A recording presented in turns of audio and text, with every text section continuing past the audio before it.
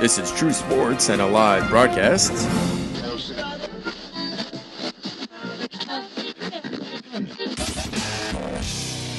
Hello, podcast universe. Hello, what's up? Week 5. Week 5, we're ready to get going. Yep. Dodgers. Oh, fuck that. What? This is some bullshit. Whoa. No, this is, what the are they thinking about? Oh my, fuck them. All right, so 10,000 beeps later, maybe we'll get going here. So Andy's a little pissed off, I guess. A little pissed off. What the hell? They didn't do them. All right. So, well, Andy composes himself. We'll get going. I'm sorry. It's just a sore subject right now. It's still a fresh wound. It hasn't closed yet. I'm trying to gather myself, but how the heck did they let that happen? Kershaw, come on. I was all pro Kershaw. They let it happen because they weren't even supposed to be there. They willed and fought themselves into that position. They weren't even supposed to be there. All the experts at the beginning of the season said there's no chance that the Dodgers even make it to the playoffs. So the fact that they won the West and got into the playoffs is a huge accomplishment, and we have to tip our hats, to the team, and more importantly to Dave Roberts. Okay. Well done. Okay, but at what point is going to the playoffs? What is 4 years in a row, and yet we're disappointed again. I mean, I love the Dodgers. I don't follow baseball, game for game.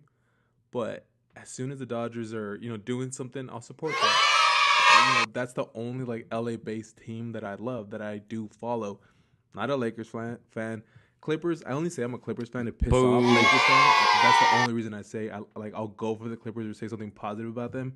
Rams, they're amazing. I'll support them even though I'm still an Eagles fan. So I mean, Dodgers is the only team that I've followed since I was a kid, that I've loved. And dude, I was born 87. When was the last time they won one? 85. So it's never been in our lifetime. Right. Well, to answer your question, your question was, repeat your question again. At what point what? At what point do I just, I'll rephrase it. At what point should I just move on and just stop, giving my belief into them, or, giving my hopes and, believing in them? Well, I don't think that I think it would be premature to give up on them right now. Like I said, they weren't even supposed to be there. They fought and willed themselves into the playoffs. Dave Roberts managed his tail off. I cannot speak on that enough, how amazing it was. And just, what a turnaround it was from Don Mattingly. I like Don. I got a autograph from Don. He's really, really nice guy. He comes over and he'll talk to anybody. He'll carry on a conversation with you. He's not above anything. He doesn't need to do that. He doesn't need to touch base with fans and interact with them and stuff at this stage of his career. So the fact that he did that proved to me that he's just a great guy. But he made a lot of questionable decisions when managing the Dodgers. And so, hindsight, you look at Dave and you say he did an amazing job. We didn't quite reach the goal, but there were a lot of positives. And Kershaw, even though he had a rough last game, I feel like he really turned the page and went into the next chapter with this whole Kershaw can't pitch in the playoffs thing, because he proved that he can. Bum. Can we call him a bum still? No, you cannot. Bum. He's still one of the greatest of all time. He chokes. Yeah, in the regular season, but what about playoffs? What about the rest of the playoffs? So none of that counted. The fact that he came in and closed a game and won the game for us, we wouldn't even have been where we're at if it were not for Kershaw. I agree, but you have to do that. He went to the coach and said, you're putting me in. Yeah, no, I love that, and that's what, that's a winner. No, that's what got me behind him and behind the team and got me excited to say, you know what, this could be our year. This could be the time that he takes us to the promised land and he delivers. And my point is that it shouldn't have been our year from the beginning of the season, and he willed it to be our year. Dude, everybody was hitting on him in the game we got eliminated against the Okay, Cubs. but what about our bats? What about the Dodger I bats? could have hit against them. No. I agree. Okay, it's a team effort. Yeah, we didn't do anything. Our batters did not do a damn thing. Right. But everybody was hitting on Kershaw. As a pitcher, you don't rely on. That's why they call it run support. Yeah, you don't rely on the batters getting hits. You know, your goal is to shut down the other team. So I'll give you that side of it. But at the same time, the Dodgers offense did nothing. Nothing. Dude, did you see? Did you hear that? Are we going with a meme? No, and it's not a meme, but it's like they were interviewing him. They're like, "Oh, so how do you feel?" And he was like, "You know what? You know, he was giving his side or whatever about how, you know, it's a team thing and he's still proud or whatever." And in the background, I don't know if they were just playing like the replays, but you just keep hearing like. I'm like, damn, they're still hitting against him and he's not even on the field. I'm like, oh, it sounded so bad because you could hear in the background noise, they're just all the hits. Yeah. There's a lot of positives going into next year. You know, most of the experts at the beginning of the season were saying, give the Dodgers a year, you know, let their young talent develop, and you know, give them some opportunities to grow. It's kind of like the Lakers right now. You know, same type of deal. They got a lot of young talent and they got to develop it.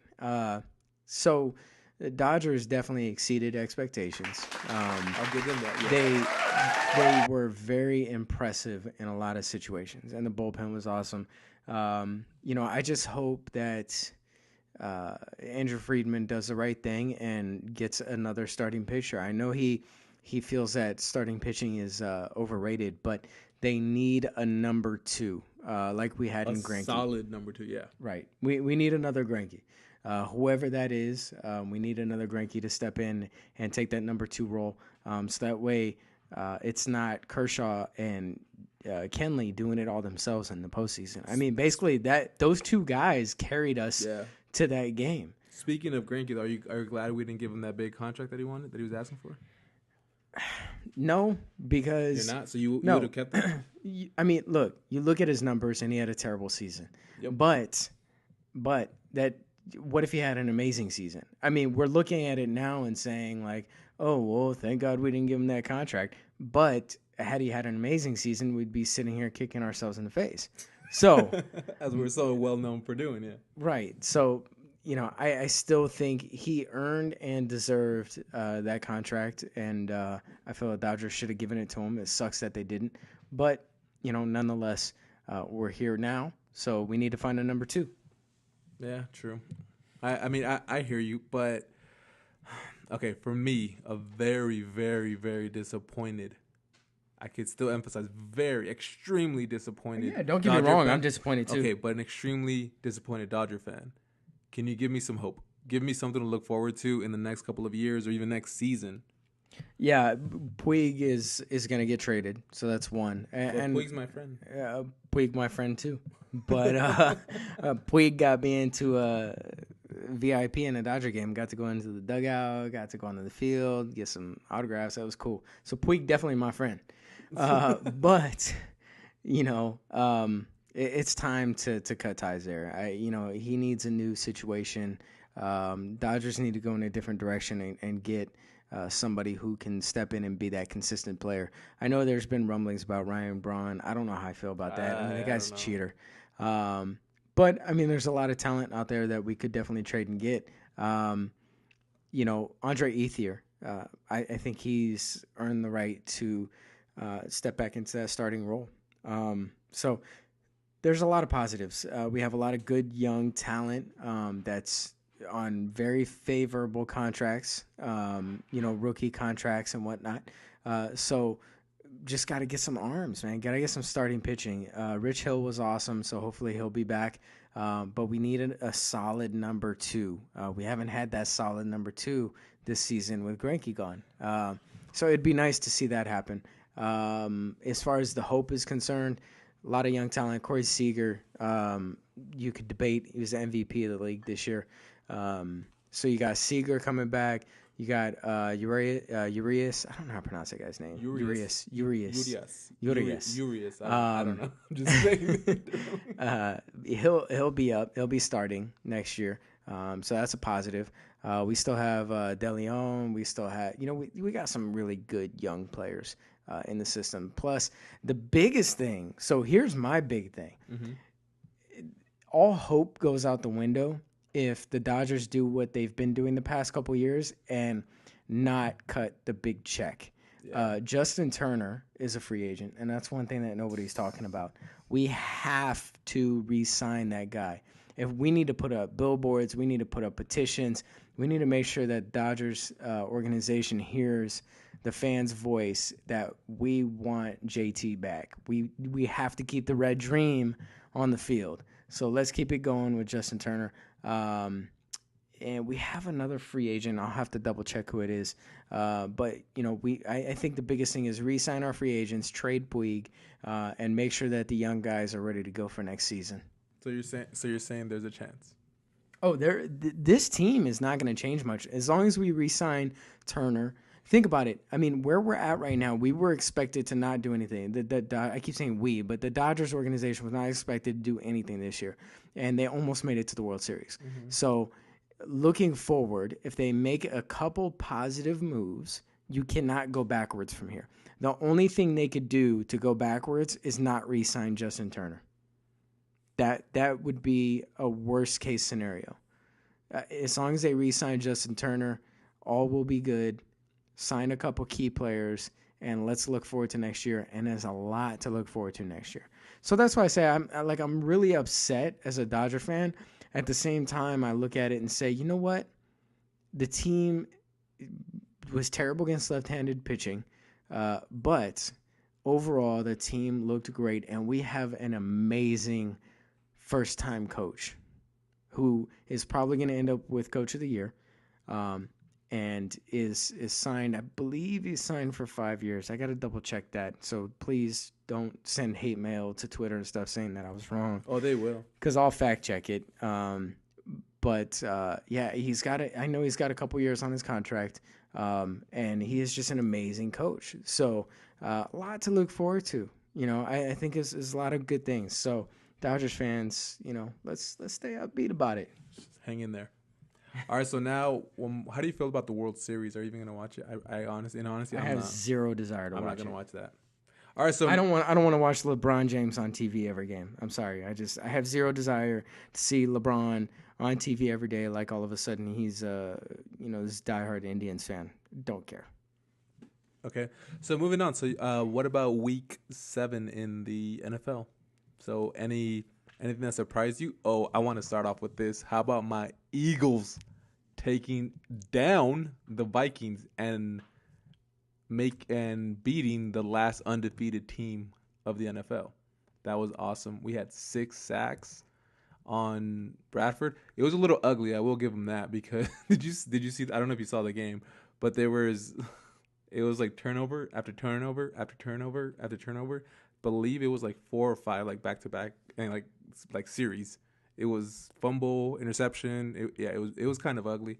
But what I did like is that the Eagles defense did not break. They kept at it. They kept, rushing just with the defensive line. They just kept rushing and putting that pressure on Bradford. I mean, Bradford is a player that, he's going to stay in the pocket. He's not going to run. He's not a threat, at all. He'll just stay there and try to find an open man. And they made him make poor decisions and, intercepted a lot of pass deflections. It was awesome. And then next week, Cowboys are going down. Anything surprise you this week? The Rams lost again. Chargers won. Finally, that surprised me. What is that? Their second, third win. Third win. They're 3-4. Okay, no, I'll gladly talk about the Rams though.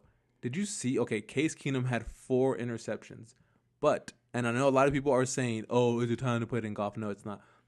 The one thing I did want to bring up: did you see those interceptions? I believe about 3 of them were not on him. It was him throwing it, the receiver batting it or hitting it, and it popping up, and then the defender grabbing it. Those sounds were not like his fault. Kid. No, they told me to say that, and so that's why I said it, and that's why I got in trouble. How does that sound like a kid? He's a quarterback. No, Tavon Austin. There was a play where Tavon Austin literally stopped. He didn't cut. It wasn't a cut. It wasn't him turning around and trying to, thinking that was the route. Right. But So should you have thrown the ball? No, Keenum threw it and then he stopped as soon as he threw it, and then Tavon Austin just stays there. The defender literally just backs up and then just puts his hands up and catches it. That was Tavon Austin's fault. And a lot of times where the ball was thrown at him and they can't catch. Who threw the ball? Keenum. Who did not catch the ball? Who did not run the appropriate route? Who threw the ball? Austin. Who threw the ball? Austin is overpaid, and he's not. I can't believe. We want Goff. Heck no. We want Goff. Goff is not going to do anything. If by week 7 the head coach is saying he's not ready, he doesn't know the playbook yet, pretty much. Okay, he's not going to be are we ready. really relying on Fisher for that opinion? Yeah, I am. No. I am on that one. Okay, so the guy who's trying to protect his own tail, right? We're supposed to rely on the guy who made the decision to start Keenum to begin with, saying it was the right thing to do, to now stand by his guns, right?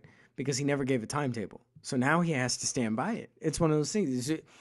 I talk about this. I run a couple different departments at my job, and I tell the people that work for me all the time, I say, if you guys are going to do something or if you're going to change something, you have to make sure that it's something that you can continue doing going forward, because people are going to come to expect it, right? So Fisher's doing the same thing here. He made a decision, and he has to stand by it now, and he has to be consistent with it, because if he doesn't, then he's going to look like he didn't know what he was doing. So I'm sorry, I do not rely on him at all. If he tells me that Goff isn't ready, I don't believe him. I believe that he's protecting himself. I honestly don't think Goff is ready because, okay, I agree. I'm not saying Jeff Fisher is always telling us the truth on a lot of things, but if we want, supposedly, you're chatting, we want Goff. He can be supposedly the solution, the savior to Jeff Fisher's job if he goes out there and performs. If he's holding off on that, holding off on all he invested, all those draft picks on Goff, if he's holding off on that, that means that he's scared to put him out there and then be like, crap, we gave up all of those draft picks. We gave up our future for nothing, for a bum, for a Case Keenum 2.0. Okay, so again, I'm going to ask the same question I asked week 1. If he's a bum, do you want to see that he's a bum now, or do you want to wait until the start of next season, now 1 year into your LA return, to see that he's a bum? Because then now you got to start all over. All I'm saying is if he's a bum, let's find out now. That way we don't have to wait around. Then come off season, if there's a free agent out there, if there's a trade that could be had, we can go ahead and make those moves. Prescott or Romo, one of those two is going to be available next year. Okay, because there's no way that they're both staying on the Cowboys. Why would they not keep him? Would you want to pay Romo's salary? And they're not. Do you think the Cowboys are going to let Prescott walk? It's his second season in the league. They're not going to let him go. Plus, we don't have any tradable assets. Who are we going to trade off? Tavon Austin? If you're the Cowboys, if you're going to get rid of one of them, if you're going to get rid of Prescott, you're looking for a lot. If you're going to get rid of Romo, they're not going to get rid of Prescott. They're not going to. That's my point. They're not going to get rid of Romo either. What are they going to do? Sit him on the bench? That's not going to fly. Yeah, they are. No. Yeah, they'll sit him on the bench and have him as a backup, which is you think Romo would do that? Which is their problem every year. What is he going to do? Walk away? What is he going to do?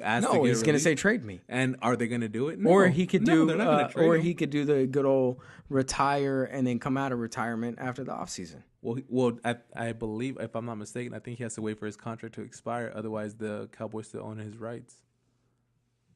I don't know. We'll have to do some research on that one. But nonetheless. So I'm watching highlights right now. And the cheerleaders, I guess, missed the cue to get off the field. And they were still performing while the players are standing around on the field waiting to go. Louisville Cardinals, NC State game. Anyways. Good old college cheerleaders are, they're so smart to know when they're turn to get off. It's not their fault, man. No, I know. They were given a thing. No, I'm sure whoever was supposed to tell them. That's their coach's fault. The coach let them sit out there and look like they didn't know what they were doing. Anyways, so conspiracy. Yeah, one of them is gonna go. I doubt it. One of them. I doubt it. Would you really want Romo? I mean, I would rather have Romo than either the two, So anybody. Here's no, that's not what I'm saying. Romo to do really good for 2 to 3 weeks and then get injured for the rest of the season. Yeah, I think that's a pretty good trade off. Okay, but my point is if we don't know, okay, the bottom line for me is let's find out what Goff has now. They're not going to win anything this year. They're 3-4. They can't seem to get anything going. Keenum shows Especially flashes at Gurley. times. Yeah, Gurley's not getting there. dude. So that's what I'm saying. Let's put Goff in there. Let's let him at least learn and grow, and let's see what he has. I'm sorry, but if we put him in game 14, 2 games is not going to be enough. No, they shouldn't. I don't think they should put him in until next year, where he Right, learns. so then we're he waiting? should. Yeah, he should learn the system. Where if he goes right now, he's gonna get eaten up alive. He's gonna be terrible, and he'll be that bust. But if Okay. wait, hold on. If we wait till next year, he could be a lot better, and he could learn from what's Says who? happening now. What about Wentz? What about Wentz? Wentz was in college in a pro style offense. It doesn't Goff never matter. was. It's a huge difference. How does it not matter? He never played in the same position. He never lined up Then under why center. did we take I'm talking about Goff Goff. number 1? That was a big mistake, is what I've said since Okay. the beginning. They shouldn't have Well, gotten then him. that's They fine. they invested way too That's much. what I'm They saying. gave away Let's figure out too the many mistake draft now. picks. No, it could possibly not be a mistake if they wait on. If they wait a If little it's longer. a mistake now, it's a mistake later. No, if it's a mistake now, he can learn. He's not going to all of a sudden turn into this amazing player. In a year, he can learn how to manage a pro style offense, because as a quarterback, it's your job to manage the offense. He doesn't know how to do that yet. I think they're just, they're taking care of him. They're, babysitting him, and they're grooming him to do it. I don't buy it. I think he can do it next year. I don't think he'll be ready for it at all this year, though. That's just my opinion. Yeah. If he's a bust, let's find out now. That's all I'm saying. I don't want to wait until next year to find out he's a bust. Because then what are you going to do? Nobody's going to trade you their quarterback in the beginning of the season. So you're stuck. I honestly don't think we'll get any better quarterback than Keenum or Goff next season at all, anyways, even if it's in the offseason. I mean, the Vikings were able to get Bradford. He's a decent quarterback. Bradford, okay, but as an Eagles fan, that was a big thing even with the Eagles, that a bunch of people were saying, why did we pay Bradford all this money if we traded a bunch of draft picks to try to get Wentz? They were trying to groom him for the future. They wanted to let him, but what other team has done that? What other team has another player or another QB that's not injury prone all the time? Like you're using Romo as an example. That's what I'm saying. Not that. What other team has somebody that they have a solid QB and have invested in, a rookie QB? No other team has that, unless someone else does that in the offseason. Right. Which So I don't we're think they won assuming the draft. Keenum is the best option that we have right now in the entire league. We're assuming that Keenum is the best option for the Rams right now, even despite the fact that they have the number 1 overall pick sitting on their bench. We're saying that Keenum is the best option for the Rams right now. For the Rams, because they're not going to do anything, and it buys. Right. Yes. No, So put Goff no, in. it buys Goff time to learn. He doesn't know how to play pro I style think, offense. Right. Okay. But see, I think the reason why I have a different opinion on this, for instance, the college that I went to, the reason why I went to the college that I went to is because it teaches you filmmaking from a hands-on perspective. So what they do is they'll show you stuff in the classroom, and then you go into the soundstage, and like, for instance, let's say you're learning about an Arri Alexa, which is a high-end cinema camera. Okay, then you go into your lab and you actually shoot stuff with this camera. So you'll go make a short film, or you do a little project, you set up a little interview.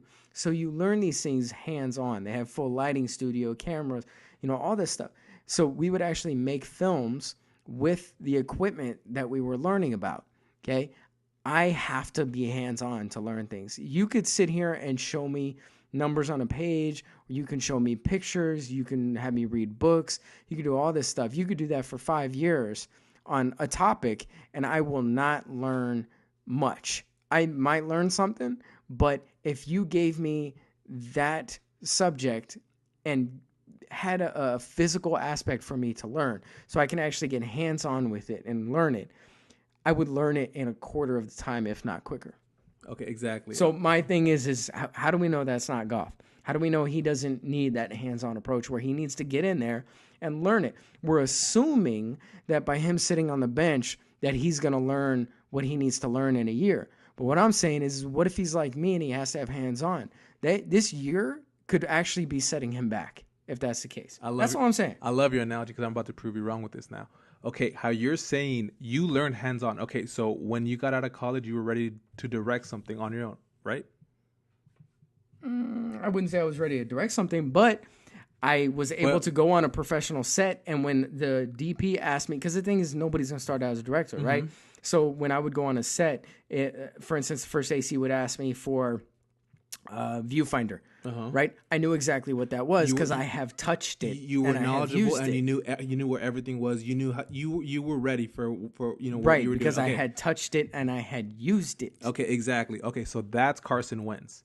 He was prepared and he was hands-on in a pro-style offense. Jared Goff, but you're missing my point. No, Jared Goff was like, if he read everything online, he never went hands-on.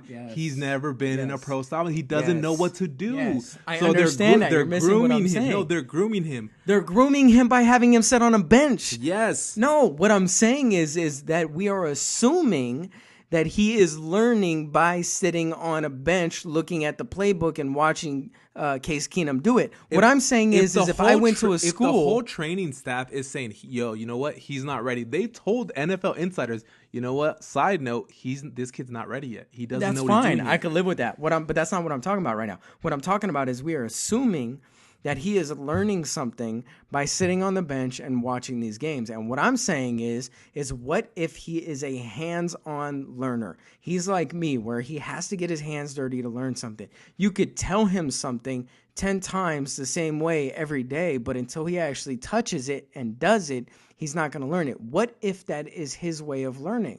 That's all I'm saying. I'm not saying that the approach is wrong. What I'm saying is, what if they are wrong in the way that they understand his ability to learn? Because everybody learns differently, right? But is that not what practice is for? Within practice, he's not doing anything. He's actually been the third stringer when they were gonna put the roster out. He's not as good as the person who's supposed to be behind him. Because Jeff Fisher has this monster ego.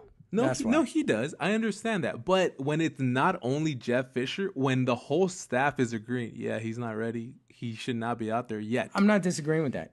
I'm just saying, what if they are wrong about his ability to learn the way he learns? Well, it's all what ifs. But I agree with their approach, because I'm a firm believer in that they should let QBs sit for a while, especially rookie QBs. I don't think that they should be started right away.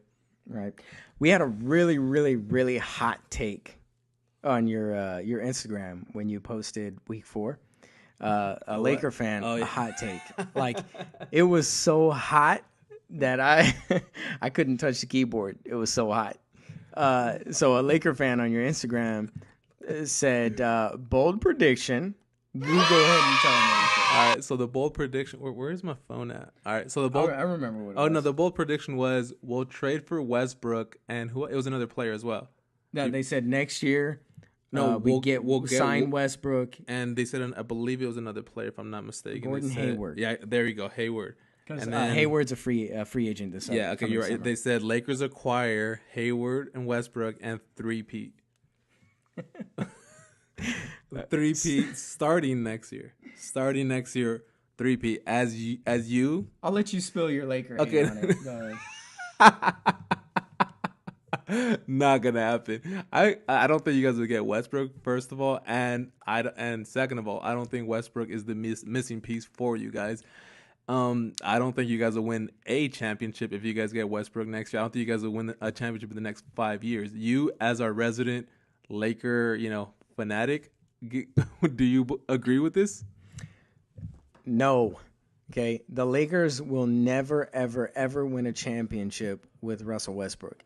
And honestly, I would be shocked if any team and Hayward that has Russell Westbrook wins a championship.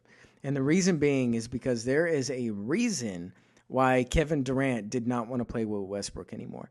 I don't know what that reason is, so I'm not laying down a hot take right now. I'm just simply saying that Westbrook alone will not win a championship. And Westbrook has such a dominant alpha mentality, which, again, it worked for Kobe, right? But I think we're in a different NBA now where I don't know that.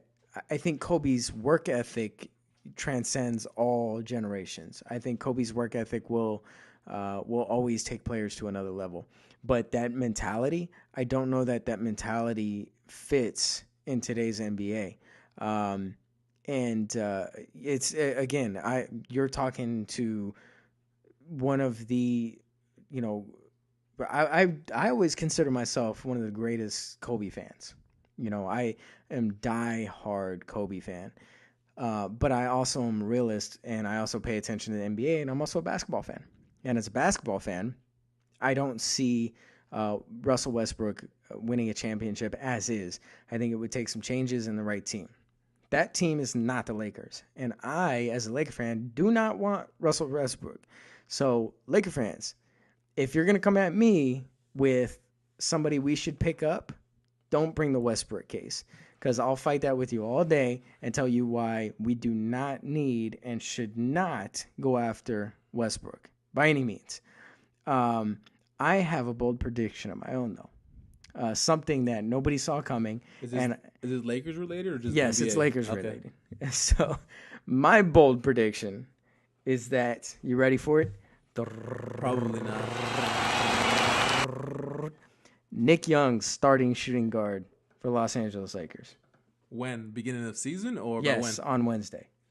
It hasn't been announced yet, but I'm telling you now, and hopefully we'll get this podcast out early enough in the morning before an announcement is made, but I'd be willing to put almost anything on the fact that I believe Nick Young. I don't think, look, Luke Walton's going to play with the starting lineup a little bit. We know Russell's locked in. We know Luau Deng and we know Mozgov are locked in. Julius Randle is locked in, but they might play with that a little bit. And then the shooting guard position is up in the air because Jordan Clarkson, who, is one of the top 3 players on the team, he just plays so good with that second unit. That second unit is full of energy. He gets better looks. Honestly, for Jordan, it's a better solution for him to be on the second unit. I think for now, at least. So you want him coming off the bench? I don't want him come off the bench, but he's going to come off the bench. And Luke said that he is going to get starter minutes, though. He said regardless of whether Jordan comes off the bench or starts, he's going to get starter minutes, and he's going to be in there at the end of the ball game. So like Iggy? Oh no, not Iggy Azalea, man. Iguodala, yeah, exactly. So here's some numbers for you, some Nick Young numbers, okay? And this is why I think that he's going to start. He's got 22 minutes a game in the preseason, okay, which is about what he got career stats wise. 48% field goal percentage, okay, which is 7% over his career average. Get this. 48% from 3, okay? 7 assists a game. We're talking about a guy that has averaged 1 assist a game for his entire career and 1 block. This is preseason numbers? Yes, his preseason this year. Okay, I watched every preseason game, and I can tell you from watching it, Nick Young has been a different player. I just, I've been saying that Luke Walton was perfect for Nick, and I really hoped that they didn't trade him, or let him go, that he would have an opportunity to show himself. And man, he's taking advantage of the opportunity. He is balling out of his mind. And Luke said, and I quote, Luke said, Nick right now is one of our top players, if not our best player, both offensively and defensively. He said, I told defensively. you D'Angelo sucks. No, it's not a knock on D'Angelo. D'Angelo is doing very specific things, and that's what people aren't understanding. So people will look at a game. For instance, he had 31 points and 11 assists against Sacramento. What people don't understand is that the coaching staff during the preseason were asking D'Angelo to do very specific things. So they would say, during this game, we want you to score. During this game, we want you to get your three-point shot. Okay, we want you to move off the ball and get your three-point shot. This game, we want you to get a large number of assists. Okay, D'Angelo is always going to get his shot, but the thing is that people are analyzing his preseason like it's some testament to who he is as a player. But what people don't realize and what they don't understand is that the coaching staff is asking him to do very specific things each game because they're working on things in practice and then they want to implement those things into the game. So that's why I say people need to lay off D'Angelo. Okay, he's gonna average 23, 24 points a game. His assist numbers are gonna skyrocket this year because he's got guys that are actually hitting shots. So we're gonna see 9, 10 assists. I would not be shocked to see D'Angelo average a double this year. I would not be shocked. With rebounds or blocks? No, with assists. I would be shocked. We should place a bet. At the end of the season, Yeah, D'Angelo will I don't not. bet. Huh? You know I don't bet. Why not? If you're so confident in your future player, we should bet. No, I don't bet.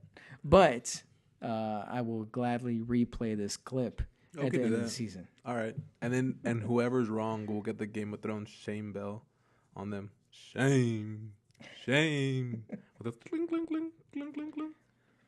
So, yep, that's my bold prediction. Nick Young will start at shooting guard, which I'm actually excited about because he's playing really, really well. Even if he doesn't end up, I know he wants to stay with the Lakers long term, but even if he didn't, even if it was, look, we're going to let you ball out and then we're going to trade you later so you can go get another opportunity. And here's the other thing, a developing situation today in a shocking turn of events. So it was Meta World Peace and Thomas Robinson on the bubble, right, for the last roster spot. Everybody assumed that everybody else was locked in except for those two guys. Mm-hmm. The Lakers released today Anthony Brown. What? Yeah. I mean, look, I saw it coming. I thought they were either going to trade him or let him go. You knew that was going to happen? Yeah, he wasn't getting many minutes. Granted, Meta wasn't getting a ton of minutes in preseason either, but you know what you get with Meta. He's going to outwork everybody. He's a gym rat, and he's going to put all of his energy into helping the young guys develop. Anthony Brown has just not developed into what we hoped. We hoped that he would be a knockdown three-point shooter. It hasn't happened. He's kind of careless with the ball at times, and defensively, he's a liability. Which that was his thing in college. He was a 3-and-D guy. Yeah. What would be really? I mean, I hate to kind of not go for the Lakers, but kind of give them props on it. But it is a smart move on them because Meta he's a veteran. He'll help the young guys develop and put that fighter, that heart mentality to play, aggressive and play, go all in every single play. Right. It's a smart move. It's having a piece of Kobe on the roster still without having Kobe there. I agree, yeah. Yeah, it's keeping a little piece of Kobe. The other thing is that Meta can be a voice in the locker room for Luke. Meta and Luke go way back. They have a really tight relationship.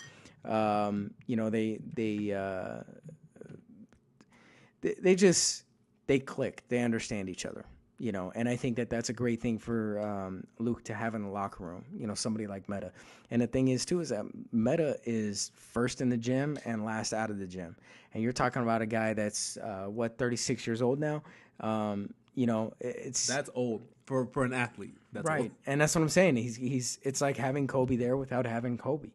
You have that work ethic, that mentality, still there, still present, to help feed into the young guys. Pre-Achilles Kobe, though, right? Post, because he ain't putting up numbers. That's true. That's very true. But he's not going to require the $25 million per year, right? Or whatever number he asked for. 20 what? 22?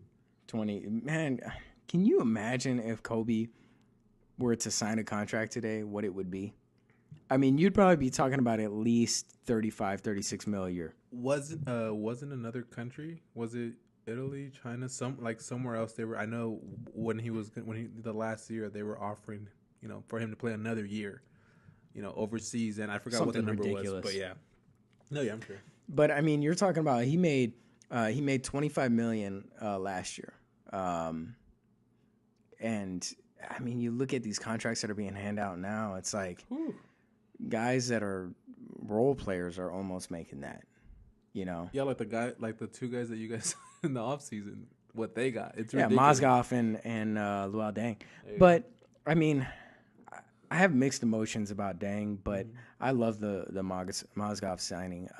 Mozgov is an animal defensively, man. He's just all over the place. The only thing I'm saying is that I mean they're not Right, the contracts. exactly, they're not dominant players the way Kobe was dominant. So imagine Kobe in his prime now, with the Lakers if his contract was up. You'd be talking about 38 mil a year. He'd be looking at LeBron's contract like that's chump change. Now LeBron will get way more because LeBron's a better player than Kobe, right? Didn't you No, say that? LeBron. Let's not go down that rabbit trail. No, I'm sorry. LeBron he's a different type of player. You know, he's the only thing that I respect about LeBron's game is that he's a really great teammate. He gets a lot of assists. He gets guys involved. He goes out of his way to make sure guys get going. So, but the flip side of that is when the game's on the line, he's going to look to somebody else because he doesn't have the confidence to take a shot. That's the biggest difference between him and Kobe. Who doesn't have that killer mentality? No. Kobe would say, give me the ball and get out of the way. LeBron says, come on, guys, let's all get together. Let's set some screens and you get open and I'm going to pass you the ball. And, let's go. Yeah, I'm sure he sounds exactly like that. But I mean, if I'm not mistaken, didn't ESPN rank Kobe below LeBron? Wasn't LeBron ranked number 2? Yeah, I mean, I would love to see what they were smoking that day when they did those rankings. Stuff. There's no excuse. There's no way or no that rationalizing putting LeBron James number 2 and putting Kobe number 12 on the all-time ranks. Like, you've got to be. Even Magic just laughed and shook his head. Like, there's no from a fellow hardcore Laker hater. I've said that in the past. Yeah, there's no way Kobe should be ranked below LeBron. I think LeBron's close, but I don't think he's there. I don't know if he'll get there. It's just because of, like we said, that killer mentality that we've only seen really from Jordan and Kobe, like at that level. We see it in like Westbrook and stuff, but it's different. Like I said, I always tell people always want to argue with me about LeBron, and I say LeBron is one-dimensional.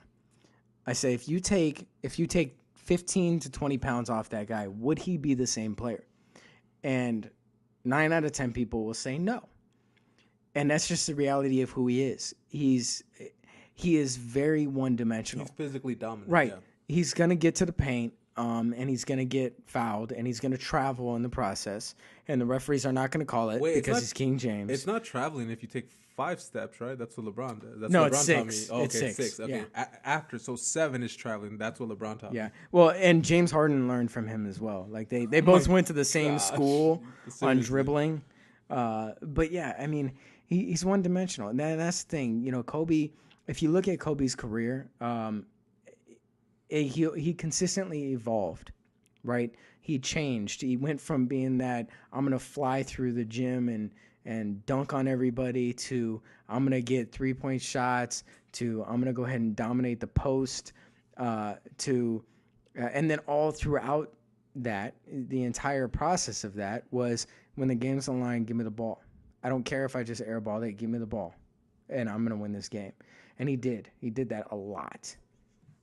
All right, so I want to ask you a question. Who do you predict now before the season starts? Season starts tomorrow. Who do you predict as being the top 8 or the 8 seeds of the West? And also any sleeper teams that you feel a lot of people won't expect, even if they don't go to playoffs, or if they do, they're going to do a lot better than people anticipated, excluding the Lakers. Excluding the Lakers. That's not even fair. Okay. Well, I think first off, you have to put the Warriors at number 1. I think that's an obvious. And then, for 2, I would say, it's between the Trailblazers. Let's do top 5 first. I would say top 5 are going to be Warriors, Trailblazers, Thunder. I feel like could squeeze into number 5. That's tough. So we'll just give them top 5. So Warriors, Thunder, Trailblazers, Rockets, even though I feel that they're a little overrated this year, and Jazz. Jazz are my sleeper to get into the top 5 of the West. Um, a lot of people have them going like 7 or 8, but I just feel like it's their time, man. They got Gobert, they got Favors, Hayward, they have, and then they just picked up George Hill as well, who's still a very good point guard. So I feel like they have the ingredients to make a really solid playoff run this year. Then I would say you could definitely count the Kings out. What? They're Really, probably with Boogie? like dead last. Oh no, you mean just before the Lakers, though, right? Spurs obviously are going to be in there. I don't think they're going to be quite as good. Sounds like they have a little turmoil going on with LaMarcus Aldridge. Yeah, I know. What's up with that? I don't know. I haven't really read into it too much, but I mean, Pow's the Zen master there right now, so I'm sure he'll get everybody on the same page and get it going in the same direction. Did you see the memes about the Spurs? That wait, I don't even know if it was a meme. I didn't see memes, or if it was actual, like what Damian Lillard said. But they're like, "Oh, you want to?" Or Damian Lillard's like, "Want him back? Nah, I'm good. That's your problem." yeah, I saw that one. So unfortunately, I think you also have to throw the Clippers in there. But honestly, or what is it? Clip City, Chip City. Okay, you can't call them Chip City until they actually win a championship. Okay, I think they have won the championship. Isn't the second round of the championship? Oh yeah, that's right. Yeah, so they got a couple second round championships. Oh, but they haven't even won that. No, they can't even get past the second round. So I think you can go ahead and pencil the Clip. And this is not me hating on the Clippers. I really do not believe you can pencil them in for more than sixth in the West. I think. I mean, I know they'll make it for sure. Yeah, but I think they'll get around sixth. If they get to 5, they'll be lucky. I think the Jazz are just going to be too good for them because the Jazz are a really sound team. Mm-hmm. So you can put the Clippers in at 6. So 7 and 8. So what if the Clippers are 8 and then they eliminate the Warriors? Dang, that'd be dope. That's not going to happen. So 7 and 8 is where it gets fun. Okay, because you have the Mavericks and Suns. Now, Suns are probably going to end up being one of the worst teams in the West, right? But they have the talent to really make some noise and do something special. So that's why I'm not counting them out. I think the Suns have a legitimate shot at the 8 seed. I think the Mavericks, just because of their experience, they've been there, done that. Yeah. I think you have to pencil them in at 7. But again, it's going to be so tight between 7 and 8, and I'm talking about at least 4 teams that it's going to be tight between. So we're looking at Mavericks, okay? Pelicans, I think you can go ahead and count them out. I think it's safe to say that even with Anthony Davis, he's a monster. Anthony Davis is a monster, but aside from Anthony Davis, they have Buddy Hield, who has. I love Buddy Hield. I think he's a really special player, but can you rely on him to get you to the playoffs? And Anthony Davis can't do it by himself. Yeah, especially not in the West. The West is just too deep. In the East, he'd probably be like seed 3 or so. Yeah, I think if Anthony Davis was in the East on his own team, then yes, absolutely not a problem. But so that being said, I think the Pelicans are out. The power of the unibrow, man. That's right. The Timberwolves. So here's my 4 teams for the 7 and 8 seed. It's going to be between the Mavericks, the Timberwolves, the Suns, and the Lakers. Dude, this is supposed to be a serious analysis, not a joke. This isn't a joke. This is not a joke, Christopher. No, I'm being dead serious. Look, there's another team on the bubble too. Here's the thing, okay, and this is why I say this, because people look at the Lakers and they want to hate on them. Look, bottom line is they're either going to have a great season or they're going to have an okay season. But even if they have an okay season, it's a phenomenal turnaround from last year. So you're saying there's no chance of them having a horrible season? No. I think they have too much momentum. And too much talent. I mean, there's so much talent on that team. Yes, they're young and they're undeveloped, but they're such a talented team. There's no way they have a terrible season, especially with Luke Walton at the helm. But nonetheless, so there's another team on the bubble that I would say would be the 5th team that's going to be fighting for that number 8 seed, and that's going to be the Nuggets. Yeah, they're good. They're young, aren't they? Yeah, they're a young team, but Yeah. here's the thing with the Nuggets. The Nuggets, on the other hand, could have a terrible season. They're one of those teams where they're either going to shock a lot of people or they're going to be, what you expect, which is not a playoff team. But I put them on the bubble because I feel like they have enough talent on that team to make some noise. And I think they could cause some headaches for some teams like the Warriors because they're so fast, and upbeat with the way they play. They have a lot of shooters. I think the Nuggets will be fun to watch. Again, they're on the bubble for me. I don't see them as a playoff team. I see them as more of a long shot than the Lakers. And a lot of people don't even have the Lakers. A lot of people have the Lakers as the worst team in the West, which is Right here. complete Right. BS. Right here. I mean, dude, they slaughtered the Kings. Preseason, Yes, it's preseason, preseason. Yes, it's doesn't count. preseason. Yes, it's preseason. But the Kings have nobody. Why are the Kings? This is why I believe that ESPN is loaded with Laker hate. Because why are the Kings? Hey. Why are the Kings rated above apply. the Lakers?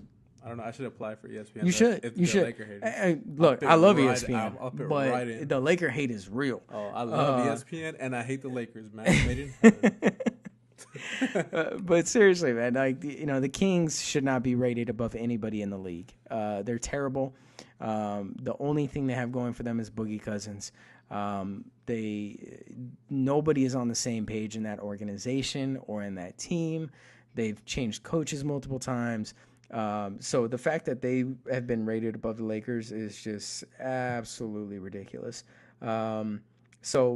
Kings, Pelicans, again, Suns are one of those teams that they could have a great year, but they could really have a terrible year. Oh, I left out the Grizzlies as well. I think Grizzlies will be in the playoff hunt. But again, that's one of those teams that they haven't been able to prove that they can stay healthy.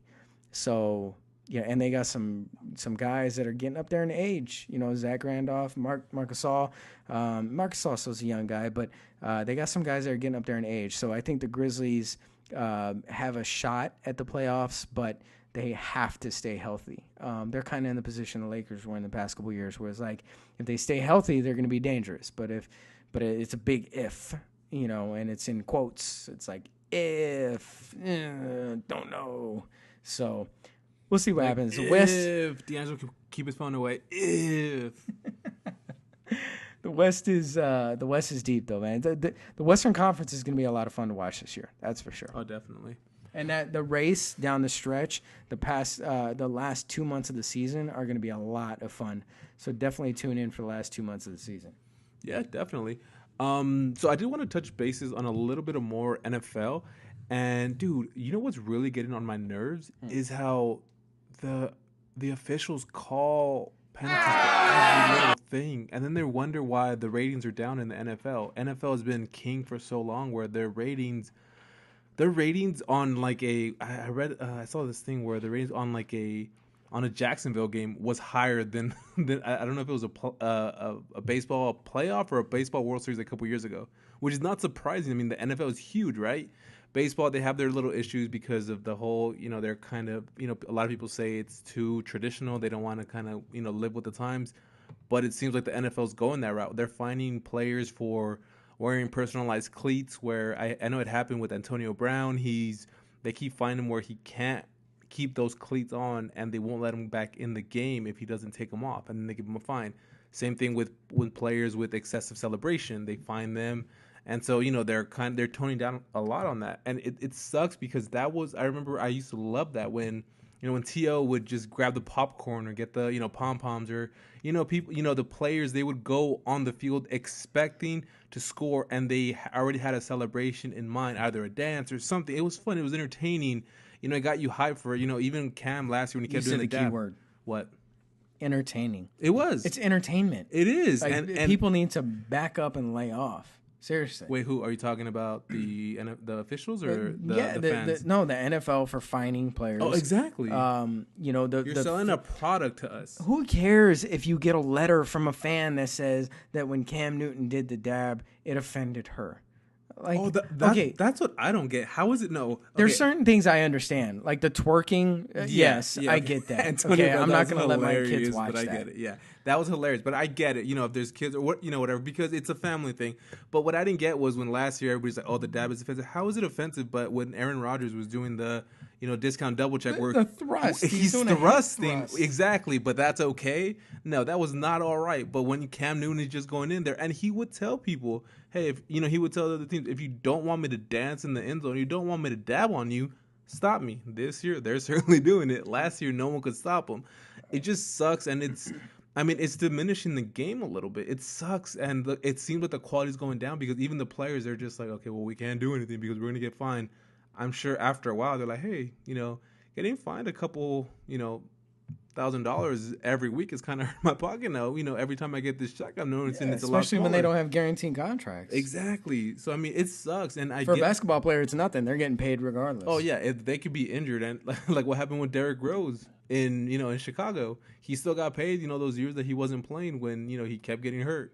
But with NFL, it's not the same. They get paid based off of their performance, whether they are leaders in receiving yards, or rushing or whatever it is, based on their position, based on the quality. They get to the Pro Bowl, they get to the playoff, Super Bowl. They get paid those bonuses. So it sucks that because it is hurting the entertainment value of that. I don't like it. I love watching it being entertaining. Yeah, I mean, I could speak on the what's wrong with the NFL for days. To me, it's obviously all these leagues are business. It's big business, but the NFL in particular for me, it's just a mafia. It's really sad the way that they treat these players. It's like, okay, we're paying you to entertain people so we can profit off of it, but we're going to put handcuffs on you on how you entertain them. You're not allowed to celebrate. Then on top of that, if you get hurt, you're not getting paid. And I don't care if you like it or not. That's the contract that I'm giving you. Exactly. And if you want to feed your family, then you're going to sign this contract that says that you're not getting this money if you don't perform well and if you get hurt. Exactly. And how can you blame these players for signing these contracts when they've invested literally their whole lives to getting to that level where they're even able to be considered to get the contract signing? There's so many players that go undrafted. So for the ones that actually get that contract in front of them, if you're in that position, you can tell me you're not going to sign that contract to feed your family? Of Right. course you are. Right. And then you get injured, you break your ankle, and then all of a sudden your season's done.